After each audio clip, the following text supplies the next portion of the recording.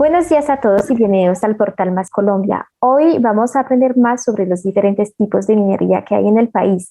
Para ello estamos con Giovanni Franco Sepúlveda, profesor de la Facultad de Minas y director del Grupo de Planeamiento Minero, GIPLAMIN, de la Universidad Nacional de Colombia.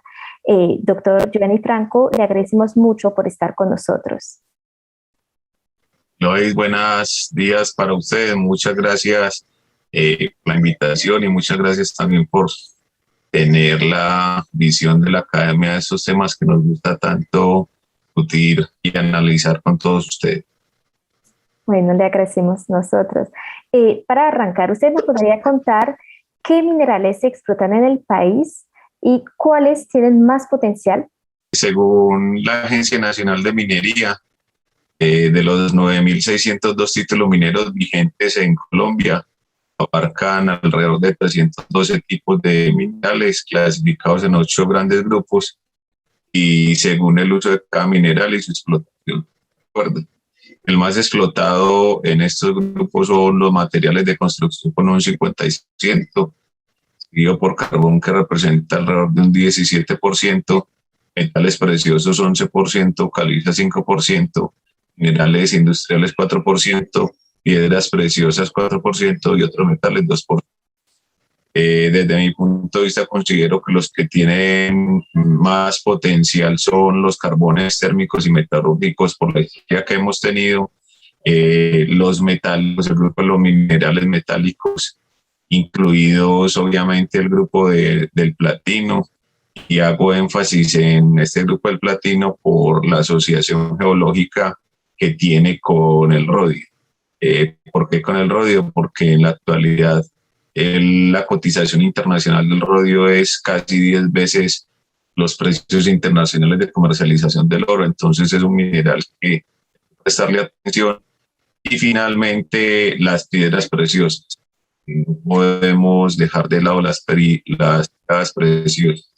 Todo esto lo hago enmarcado desde el punto de vista de la comercialización o del comercio exterior, tanto que con fines a exportar. Para mí esos son los que podrían tener mayor potencial desde el punto de vista de la comercialización vía expansión a los mercados internacionales. Interesante. Y bueno, en la colonia fue común que funcionarios españoles se refirieran a nuestro territorio como lastrado de oro, ¿cierto? Entonces, según usted, ¿la abundancia de esos minerales ha sido una bendición o al contrario, una maldición para Colombia? Desde el punto de vista de la academia y de nuestro grupo de investigación lo vemos más como una bendición que no hemos aprovechado suficientemente. O sea, acá en Colombia tenemos unos casos puntuales de minas tanto a cielo abierto como subterráneos. Pueden ser ejemplo de crecimiento y desarrollo para ciertas regiones en el país.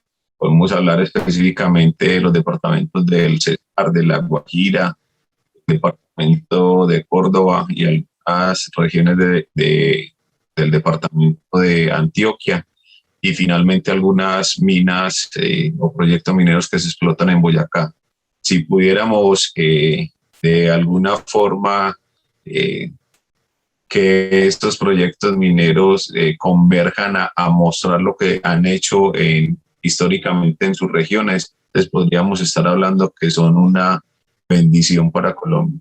Hablemos ahora de los diferentes tipos de minería que se explotan en el país. Doctor Franco, ¿qué tipos de minería hay en Colombia? Aquí, según el decreto 1666-2016, contamos con 4 tipos de minería. Minería de subsistencia, pequeña minería, mediana minería y gran minería. Eso es lo que hay en el papel, ¿cierto? Eso es lo que está definido desde el Estado, desde la autoridad minera. Pero desafortunadamente contamos con una palabra que utilizaste ahorita, un lastre que a veces confundimos, o hay unas clasificaciones que hablan de minería de subsistencia, pequeña, mediana y gran minería, si es la minería legal, si es ilegal, si es ancestral, informal, criminal, si hay megaminería. Entonces no podemos utilizar Las expresiones que se utilizan en algunos medios de comunicación y en algunos espacios para hablar mal de la minería, teniendo en cuenta que la autoridad minera ha definido esos cuatro clases de minería o tipos de minería de subsistencia: pequeña minería, mediana minería y gran minería. Y bueno, Colombia ha sido históricamente un país minero.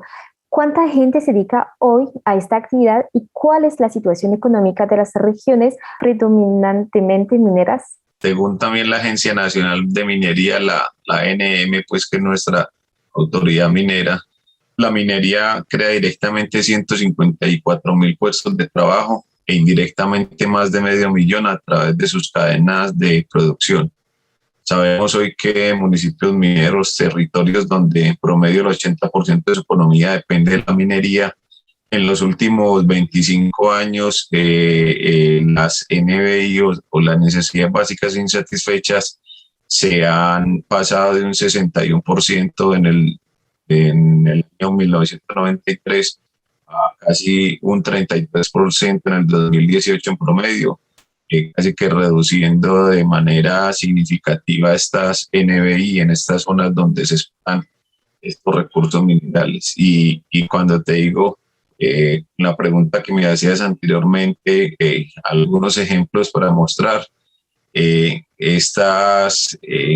valor del 33% del NBI en estos municipios mineros pudiera llegar en algunos municipios al 10, 11, hasta el 15%, que son casos de municipios mineros a mostrar, como algunos del departamento de Boyacá. Doctor Franco, en Colombia, ¿tiene sentido diferenciar entre la minería informal y la ilegal o criminal? Sí, específicamente no pudiéramos seguir hablando de estos dos tipos de minerías, ya que, como todos sabemos, son un motor para los grupos al margen de la ley, para actividades ilícitas que dinamizan estas actividades obviamente ilícitas. Entonces, hablar de minería informal o ilegal no estaría dentro de o sea, no sería posible diferenciar. Dentro del Estado se han hecho algunas políticas dentro del Ministerio de Minas, la Agencia Nacional de Minería, la Unidad de Planeación Minero-Energética, la misma Secretaría de Minas de la Gobernación de Antioquia, que definen políticas de formalización que tienen como público objetivo, como los mineros artesanales o en procesos de formalización, dejando de lado, pues obviamente, todo esto que se ha denominado minería informal o minería ilegal. Interesante. Bueno, hablemos de la minería y del medio ambiente, porque se ha denunciado el impacto negativo de la minería en las comunidades locales. Entonces, ¿cuál es su opinión al respecto? ¿Cómo varía el impacto según la escala de la explotación minera?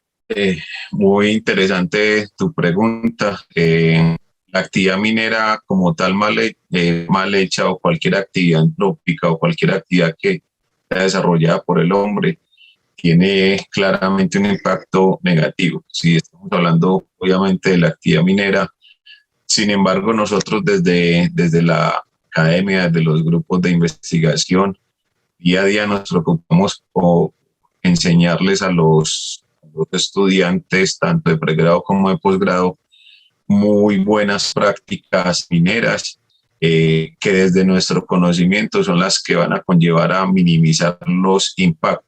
No vamos a hablar de una actividad minera que no tenga impactos negativos, y lo que pretendemos es cómo enseñarles a nuestros estudiantes a mitigar esos impactos negativos generados también por la actividad minera y por otro tipo de actividades. Este impacto negativo que puede llegar a causar esta actividad minera es casi que inversamente proporcional a la escala de la misma. Pues suelen ser las grandes empresas quienes tienen las herramientas y el conocimiento y la voluntad para ejecutar bien los procesos para que el impacto sea mínimo. No podemos dejar de lado, te decía ahorita con la pregunta que me hacías, que toda la actividad que hacemos nosotros como seres humanos siempre va a tener un impacto en el medio ambiente. Se habla mucho ahora de todo este tema de energías alternativas, del transporte eléctrico, del transporte sostenible, pero siempre va de mano o siempre va en el fondo con una alta demanda de recursos minerales para poder suplir ese tipo de transporte.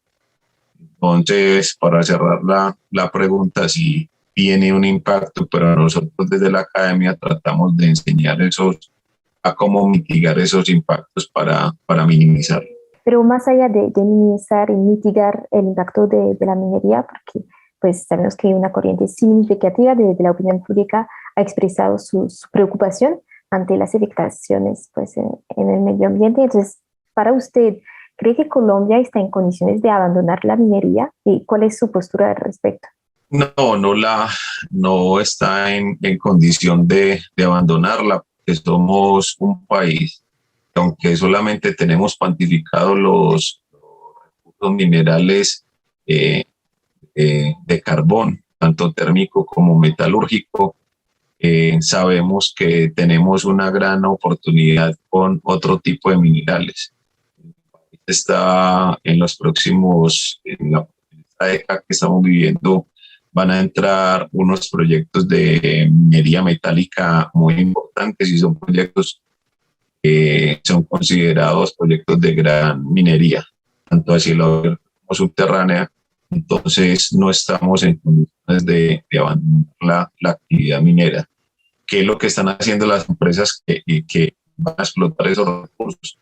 Tratar, como lo decía en la anterior pregunta, tratar de mitigar al máximo impactos negativos que puede tener la explotación de esos recursos para de esta forma demostrar una minería sustentable, una minería, una actividad minera sostenible y que tenga un beneficio económico tanto para las empresas, para las comunidades cercanas a los proyectos que están explotando los recursos y para la sociedad en general. No podemos mostrar a la minería como la mala del paseo, como la actividad o el soporte económico que se encarga de destruirlo el medio ambiente. Vuelvo e insisto, quiero ser reiterado con eso. Desde que nacemos nosotros estamos contaminando simplemente por el hecho de haber nacido estamos produciendo CO2. Nos quedamos completamente quietos, producimos CO2. ¿De qué forma la actividad minera se puede hacer de manera sostenible y sustentable? Pues supuestamente me gustaría profundizar un poquito más este tema sobre la minería sostenible. ¿Cómo está Colombia en ese tema?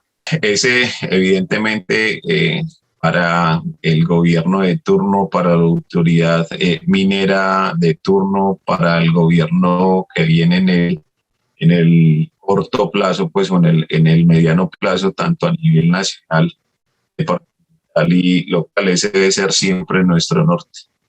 Tener una actividad minera que sea capaz de integrar las dimensiones económicas, sociales y ambientales. No podemos en la actualidad tener un proyecto que se olvide de la dimensión social, que se olvide y aleje de la dimensión ambiental. Nosotros como profesionales de las ciencias de la tierra, últimamente tenemos una clasificación de los recursos y reservas minerales y hay algo que se ha denominado factores modificadores. Factores modificadores los que pueden darle la viabilidad o no a un proyecto y son factores que son transversales a las dimensiones ambientales, a las dimensiones sociales, a las dimensiones de infraestructura, a las dimensiones jurídicas, a las dimensiones propias del territorio, no como se hacía anteriormente, que únicamente se tenía en cuenta la dimensión técnica o la clasificación técnica, ya se tomaba la decisión si un proyecto minero era económicamente explotable o no. Ya se acude a esos factores modificadores, acude a esas dimensiones, como te lo hablaba, ambientales, sociales, de infraestructura económicas que nos ayudan a clasificar los recursos y las reservas minerales y que pudieran dar cuenta de cómo hacer una minería más sostenible. Interesante. Doctor Franco, ¿la transición energética y las energías renovables requieren de la actividad minera? Efectivamente, no se puede hablar de una transición energética y de energías renovables sin tener en cuenta la actividad minera como sector de base, como sector extractivo.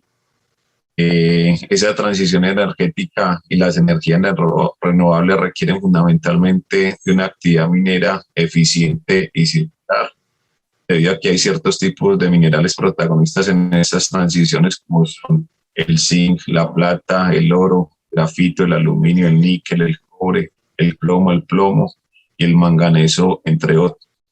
Pues es válido que pensemos en una transición energética real y posible, o sea, en el desarrollo de tecnologías limpias, pero en el desarrollo de estas tecnologías vamos a demandar muchos recursos minerales. Hace algunos años escuchaba al presidente de Codelco en una conferencia donde nos hablaba sobre el impacto que iba a tener todo este tema de la transición energética, las energías renovables y cómo se iba a incrementar la demanda por cobre.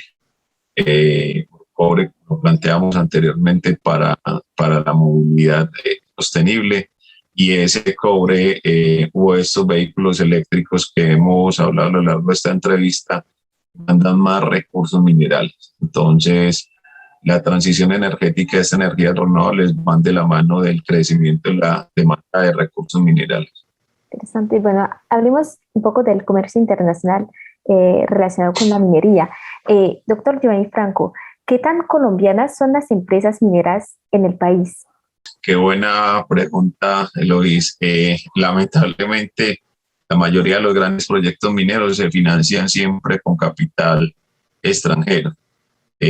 Sin embargo, son las empresas de pequeña minería las que más cuentan con capital nacional. De los 10.061 títulos mineros que hay en Colombia, 7.533 están en manos de empresas y personas naturales colombianas. 1.028 títulos tienen las empresas multinacionales, 577 están en cabeza de resguardos indígenas, 113 los tienen asociaciones mineras, 40 títulos están en poder de cooperativas y 870 corresponden a autorizaciones temporales, como lo define la Ley 685/2001 en su artículo 16. Esta información es extraída de la Agencia Nacional de Minería. Entonces, podemos hablar de ese tipo de porcentaje según los títulos mineros, pero pudiéramos también dar una respuesta dependiendo de lo que queramos mostrar en términos de los volúmenes de producción, en términos de los ingresos que tienen, en términos de otros indicadores financieros. ¿Y cuánto reciben las arcas nacionales por conceptos de minería al año? La minería aporta cerca del 2% del PIB o del Producto Interno Bruto, que son cerca de 6 billones de pesos entre impuestos, regalías y contribuciones sociales y ambientales. Recordemos que muchas veces en este cálculo del PIB se realiza la asociación del sector extractivo juntando o teniendo en cuenta el sector petrolero con el sector minero, pero en promedio es una participación neta exclusivamente del sector minero del 2% del PIB. Doctor Franco, ¿usted nos podría explicar cómo funciona y cuál es su lectura del sistema de regalías que opera en el país? Básicamente es cualquier persona, el Estado como propietario de los recursos del subsuelo, realiza un contrato con un particular, y ese particular se debe comprometer a pagar, entre otros, concepto que se llama regalías, que depende del tipo de mineral, tiene un porcentaje asociado, ¿cierto? Para la caliza está del 1%, que es el menor porcentaje que se paga, Para la sal y y el ferroníquel está alrededor del 12%, oro paga el 4% y así otro tipo de metales. Entonces, es un sistema que hay que revisar. eh, es un sistema que hay que revisar en términos de por qué cobrar esos porcentajes a cierto tipo de minerales. Si pudiéramos pensar en una ecuación o en un sistema que fuera más dinámico, es decir, que tuviera un valor de cobro de regalías cuando mayor son los precios, cuando mayor son los volúmenes de explotación de esos recursos minerales, tener algo así como una ecuación dinámica de tal forma que al Estado como propietario o a la nación como propietario de esos recursos minerales tenga un mayor ingreso fruto de esas regalías que percibe por la explotación de los recursos minerales. La participación de la actividad minera en el PIB viene cayendo, pues pasó de representar el 8,7% del PIB nacional en 2010 al 4,1% en 2020. Entonces, ¿a qué se debe esto? Entonces ahí con esa pregunta que me haces volvemos a la anterior, ese 8,7% del PIB nacional en el 2010, eh, cayendo al 4,1 en el 2020, es asociado también a la explotación petrolera. Recordemos la depresión que tuvo o la disminución en los precios internacionales que tuvo la cotización del petróleo en los últimos años. Recordemos la crisis que tuvo el mundo en el 2015-2016, los precios tendientes a cero, iniciando la pandemia. Entonces esa disminución se refleja básicamente o se asocia a los precios internacionales del petróleo. Interesante. En 2020, las exportaciones del sector minero colombiano tuvieron un valor de 7.694 millones de dólares. ¿En qué minerales se concentraron esas exportaciones y de qué tipo de minería provino el producto que se exportó? Pues es cierto que solo exportan las grandes compañías mineras. El carbón representa el 34% de las exportaciones mineras colombianas, seguido del oro y los metales preciosos con el 37%, el ferroníquel con el 6% y las esmeraldas con el 1% como minerales más representativos. Y siendo muy específico con tu pregunta, no solo exportan las grandes empresas, exportan las pequeñas y las medianas empresas, pero en unos volúmenes inferiores. Y se concentran también obviamente en carbones coquizables, en proyectos de oro que no tienen las dimensiones de estas cuatro que explotan oro en grandes cantidades en Colombia, sino que exportan también en unas escalas menores, pero también las empresas grandes exportan al igual que las pequeñas. Bueno, doctor Giovanni Franco, le agradecemos mucho por habernos compartido sus conocimientos con nosotros. A ti, Eloís, y al portal Más Colombia por invitarme en el día de hoy a compartir con ustedes esta experiencia alrededor de este dinero que lo tenemos que seguir apoyando el país adelante, que va a ser una fuente importante de reactivación en esta época que estamos viviendo de pospandemia.